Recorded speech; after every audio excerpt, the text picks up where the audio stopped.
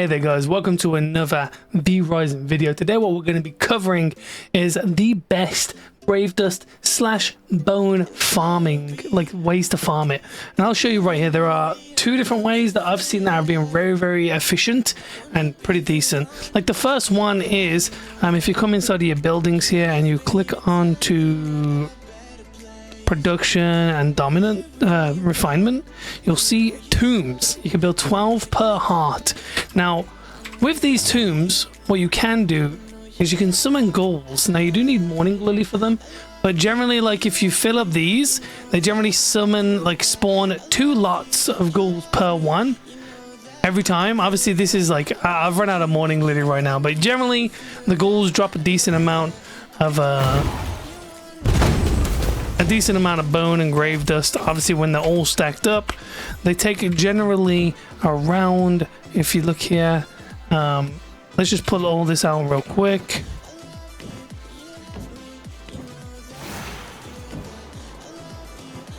As you can see, they take 4 minutes or 5 minutes per one to craft.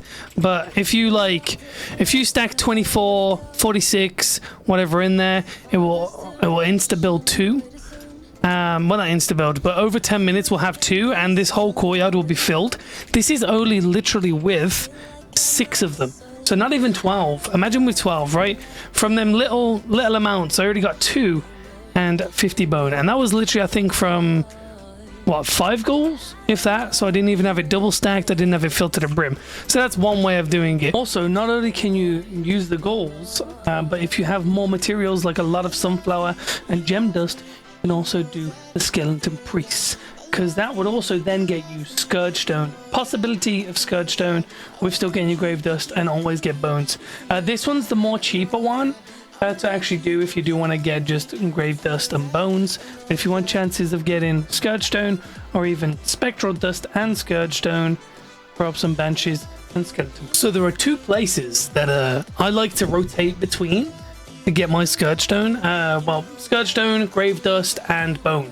And that is, if you open up your map up here in the Cursed Forest, right here on the left hand side, you'll see that obviously you can get ghost shrooms, ghost shards, spectral dust. But what also spawns in here are these skeleton bishops, skeleton mages, you know, and they're all inside of the buildings and stuff, and they can give you an amount of grave dust and bone.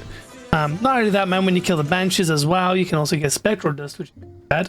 And then after I've cleared this out, I like to ride down here on a horse and come over here to the Church of the Damned, where you can get Scourgestone, grave dust, and bone, where more of these skeleton bishops spawn. So obviously those are the 2 that I like to rotate to and from.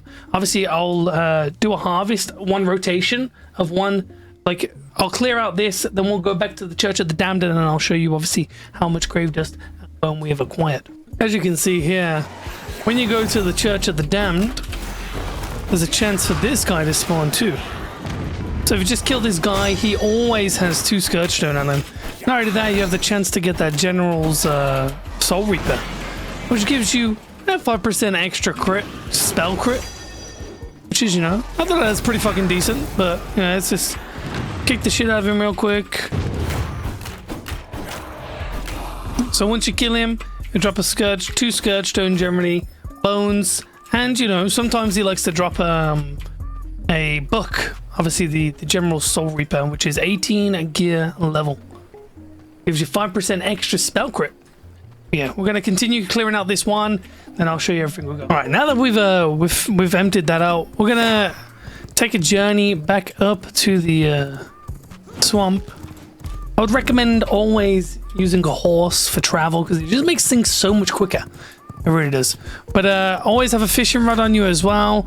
Whenever you see fishing spots and stuff, I'd always recommend, you know, stopping to grab fish, because you are going to need a lot of fish, oil, scales, and even rainbow trout, fat gobby, sagefish when it comes to doing things to do with prisoners and getting like the 100% bloods and stuff like that. As you can see, I'm back. All the mobs have respawned.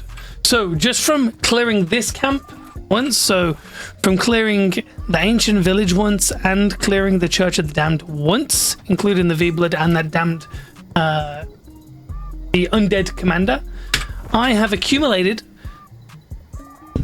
886 bone, 10 engraved dust, and 6 Scourgestone. So what, about, so that's 6, that will be 7, 8, 9, that will be 10, 11, so about 11 to 13 Scourgestone overall after everything's smelted down and stuff. Not only that, man, we got some golden jewelry from a chest. You know, you get some bits and bobs like cloth, glass, fish oil, you know, ghost shrooms and stuff for your ghostly yarn and whatnot. You know, overall, man, I think that this is actually a really good farm. It's really efficient. You know, you could just go to and from, and I guess within an hour of doing it, man, you could probably have 1 to 2 to 3 stacks of Scourgestone, depending on obviously how lucky you get and the mob spawn and etc.